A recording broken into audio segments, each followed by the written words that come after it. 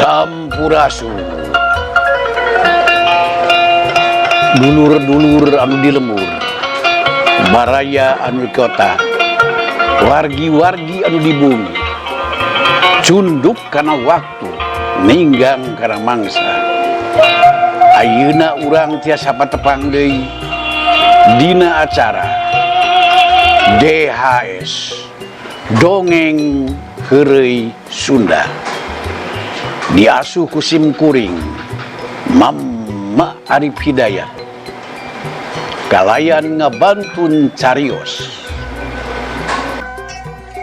Judul carita Rambutan.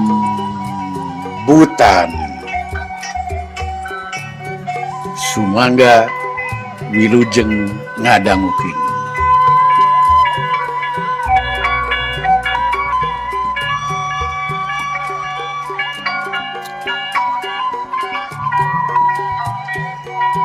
Si Janoon anu aya di terminal Leuwi Panjang Bandung, harita keur diuk di jero bus jurusan ka Jakarta, anu maksudna mah arek ka Bogor, ka Lebak Pasar alias Elpas, singkatan tina Lebak Pasar. Di daerah eta baretoma aya studio radio ngaranna Radio Elpas. Pedah lokasina aya di Lebak Pasar, disingkat jadi Elpas.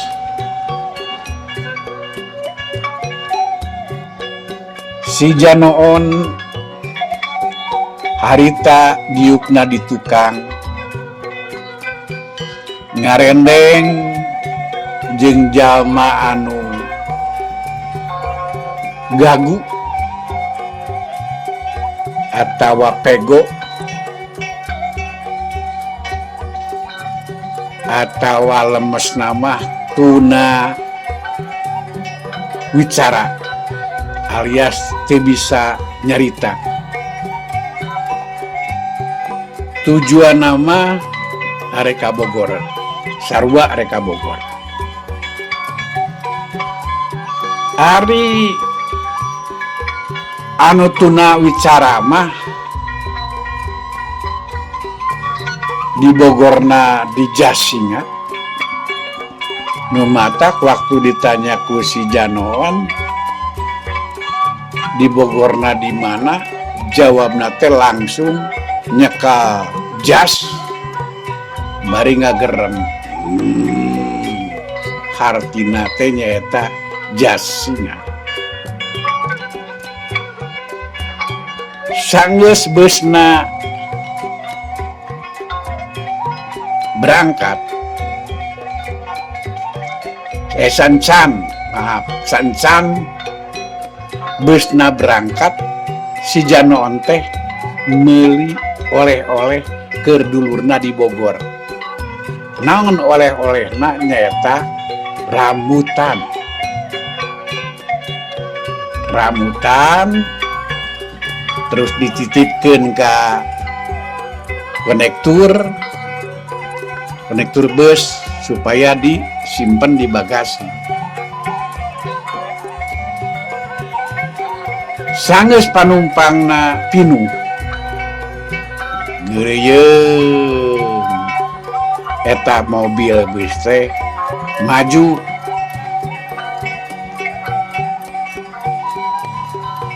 Ngageuleuyeuh kusabab digigireun si Janoon teh tuna wicara alias pego. Pego mah ieu tuh nya 150 gagu teu bisa nyarita. Akhirna si Janoon teh balem we, bari nyarane dina kursi jok, bari peureum sasarean.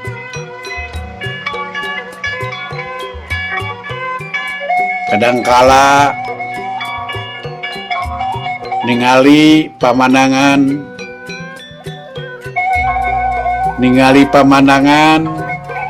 anu kaliwatan ku mobil bus,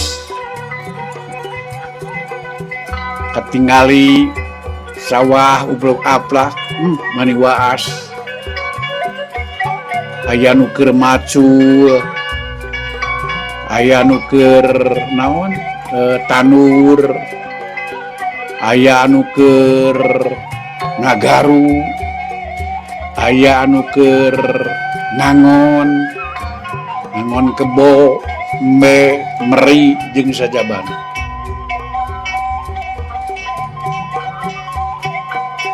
Kabayang waktu keur leutik lamun usum panen teh, lamun di sawah usum panen teh ngariung di saung dahar balak kecrakan nikmat pisan.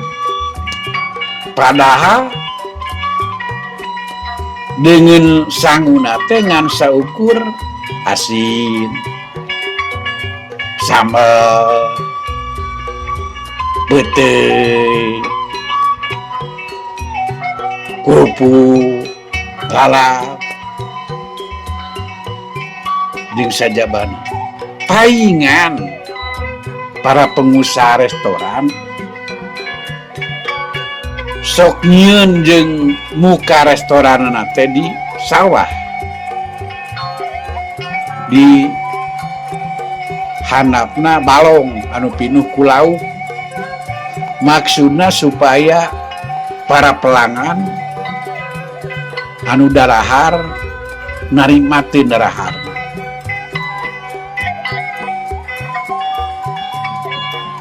Teu karasa eta beus anu ditaekan ku si Janoon geus nepi ka terminal Cianjur. Di dieu inget deui Bareto waktu keur ngalalana di Cianjur. Di Cianjur nate di Bojong Herang. Ari siaran eta nempi ngadongeng di radio Trisara, Jalan Pangrango, Joglo. Ayeuna mah cenah geus pindah alamat radiona ka daerah mana Cipanas. Salila ngalalana di Cianjur, loba kenangan-kenangan baik yang manis maupun yang pahit anu sulit diungkapkeunana. Bahasa Sundana anu pang lemes-lemesna ibal di Cianjur. Nyarita teh lemes, ngomongna teh lemes, teu gariha, terus lentongna teh lagamna mata kresep anu ngadenge, malah pernah ngadengekeun anu keur bobogohan, keur kikineuan.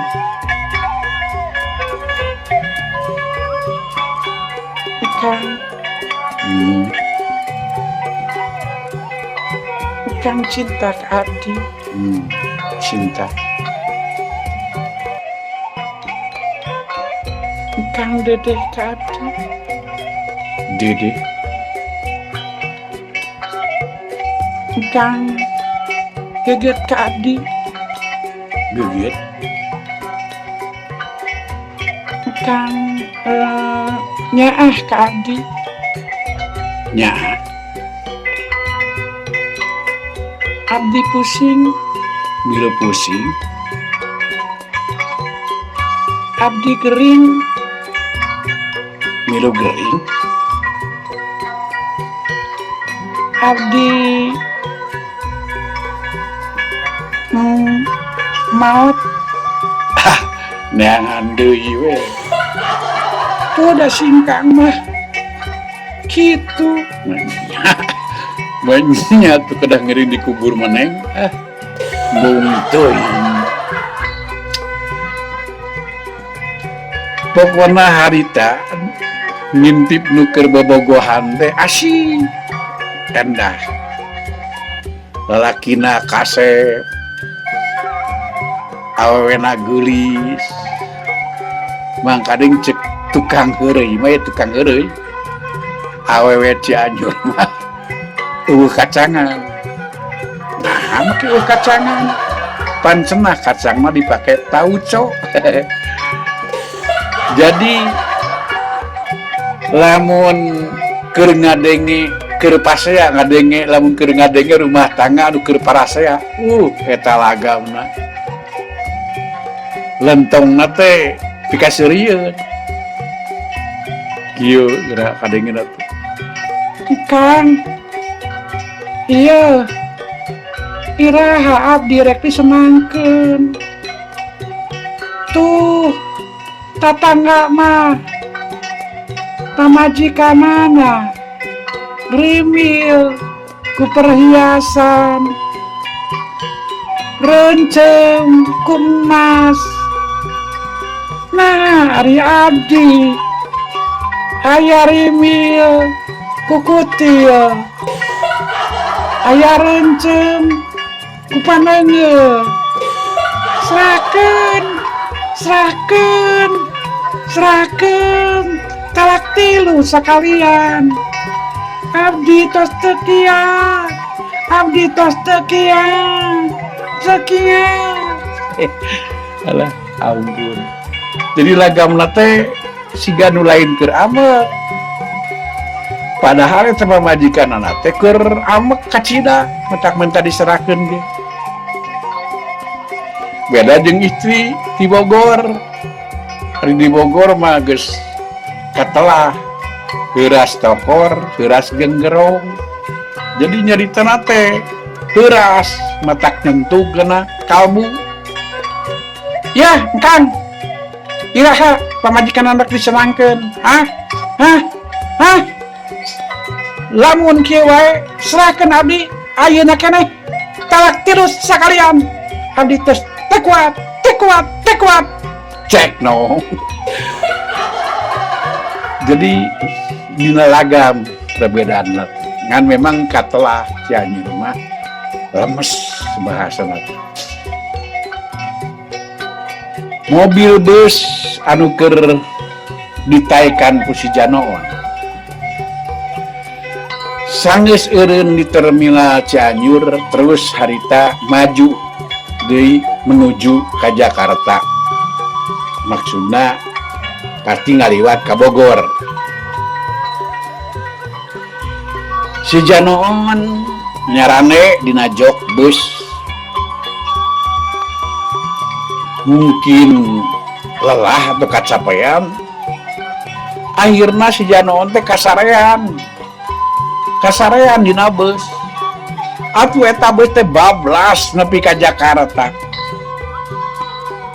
sabab kadenge kondektur bus gogorowokan ngagorowok kieu rambutan habis